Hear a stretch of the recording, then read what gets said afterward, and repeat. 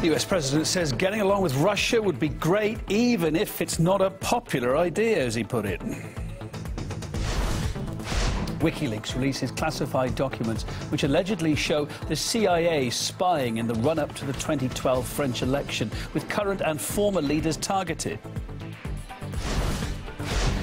Plus, a BBC film on Russian football hooliganism ahead of the 2018 World Cup raises questions about the programme's political bias.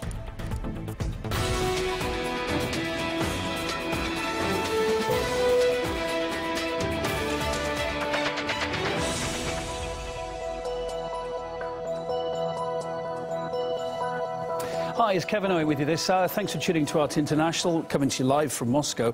Our top story, President Trump says the US needs to get along with Russia, even if it's not great for him politically. He made those comments during his first solo news conference since entering the White House. Artie's Lex Yurzhevsky was watching in from Washington, D.C. Donald Trump walked into his first press conference as the President of the United States on the back of serious allegations circulated in the press about his connections with Russia, about some members of his team communicating with Russian intelligence officials, as cited by the New York Times and many others. Well, he refuted all the accusations against him and said that he basically wants just normal relations with Russia, but he is afraid that that media and many others in the country would not let that happen. It would be great if we could get along with Russia, just so you understand that. Now, tomorrow you'll say, Donald Trump wants to get along with Russia. This is terrible. It's not terrible. It's good. I know politically it's probably not good for me. Hey, the greatest thing I could do is shoot that ship that's 30 miles offshore right out of the water. Everyone in this country is going to say, oh, it's so great. That's not great. That's not great. I would love to be able to get along with Russia. Now, you've had a lot of presidents that haven't taken that tack. Look where we are now. Look where we are now. So that ship Donald Trump mentioned there was the reported spy ship cruising 30 miles off the coast of Delaware, United States. And one of the reporters actually asked Donald Trump whether he felt Putin was testing him this way. And here's what Trump replied. It's possible I won't be able to get along with Putin. And probably Putin said, you know, he's sitting behind his desk, and he's saying, you know, I see what's going on in the United States. They follow it closely. It's going to be impossible for President Trump to ever get along with Russia because of all the pressure he's got with this fake story, okay?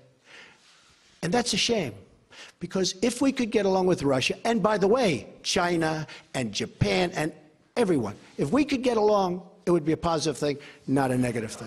Trump insisted that it's not only Russia that he wants normal relations with, but it's also China and many other countries in the world. But he still feels a lot of a back push from the intelligence community and the media in the United States in his willingness to do so.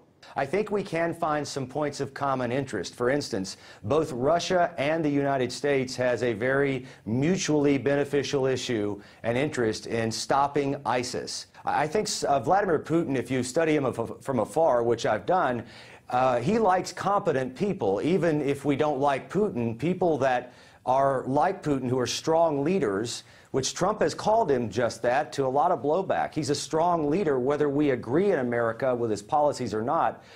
People like that, like competent people. In many ways, when dealing with foreign policy and Russia and Putin himself, Barack Obama was very weak and almost petulant in the way he dealt with Vladimir Putin. That has greatly harmed, I think, any potential of an improved relationship. It puzzles me as to why it is a bad idea for our president to try to reach out and create a new reset button with Vladimir Putin and at least give it a shot. There's many that don't believe it can happen. Perhaps it won't, but it's worth a try with a different approach than what we've had over the last 8 years. It's very puzzling. During what was a lengthy news conference, Trump also accused a number of media outlets of trying to undermine him and also failing to act in the public interest.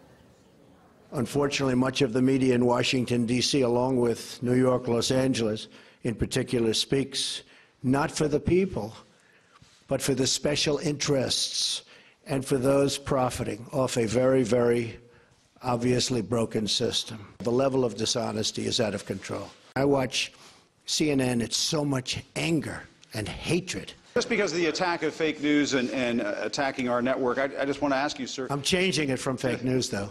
Doesn't that undermine... Very fake news. I know, but aren't you... The division is especially clear, in fact, at the University of California, Berkeley, which saw a wave of violence earlier this month. RT's Caleb Mopin spoke to some students there about the tensions they're witnessing. Local college Republicans say it's not easy to be a conservative at UC Berkeley. They say that supporting the commander-in-chief doesn't really win you many points with peers and professors. I've lost several friends after they'd known that I supported Donald Trump. Professors that said, you know, I had high hopes for you, but then I saw you supporting Donald Trump. I saw you out there with tabling. We had two individuals come pull up here on Telegraph, get out while I was in the middle of an interview, and assault one of my friends, to which I had to come to his aid to fend off two attackers. Oddly, as we interviewed the Republican students, a number of their liberal colleagues stood around us and took notes of everything we said. When I took a photograph of the liberal students, they became angry and demanded that I delete the photo. According to UC Berkeley's rules, if a student says anything sexist, racist, or homophobic, they can be disciplined and expelled.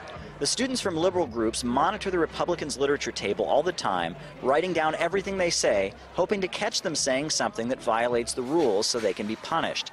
This creates a chilled atmosphere and makes students afraid to come to their literature tables and speak their mind. There's many instances where students have rushed our table, destroyed our materials, spit on us, tried to run away with our signs. So it is very difficult being conservative on campus. Now, the rallying cry here at Berkeley during the 60s might have been free speech, but recently, when a controversial speaker came to campus, things got pretty ugly. Students came out in full force, not to protect his right to speak, but to shut him up.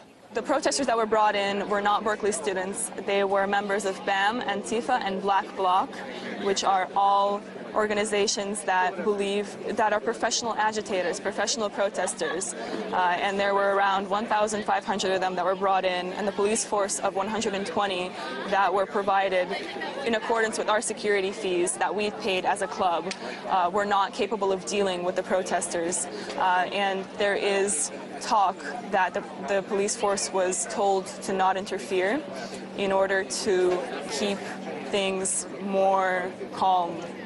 Now, there's a lot of talk about the alt-right, but over the last few months, with all the rioting and protesting, there's been somewhat of a buzz created about the alt-left. Now, these are liberals turned radicals who simply don't buy into the idea that Trump supporters should be welcome to express their views.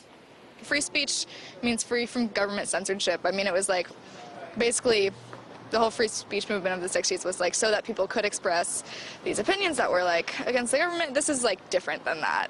Yeah, this is like against individual people's like rights and humanity. So I don't think it's that big of a deal that there was a bit of violence. I mean, it's kind of concerning that this outside group came in and instigated it. That's a bit suspicious. But the fact that there's a few broken windows doesn't concern me too much. Despite the threats of violence and frequent harassment, the Berkeley College Republicans say they aren't going away. If anything, the hostile climate has emboldened them. Caleb Mopin, RT, Berkeley, California.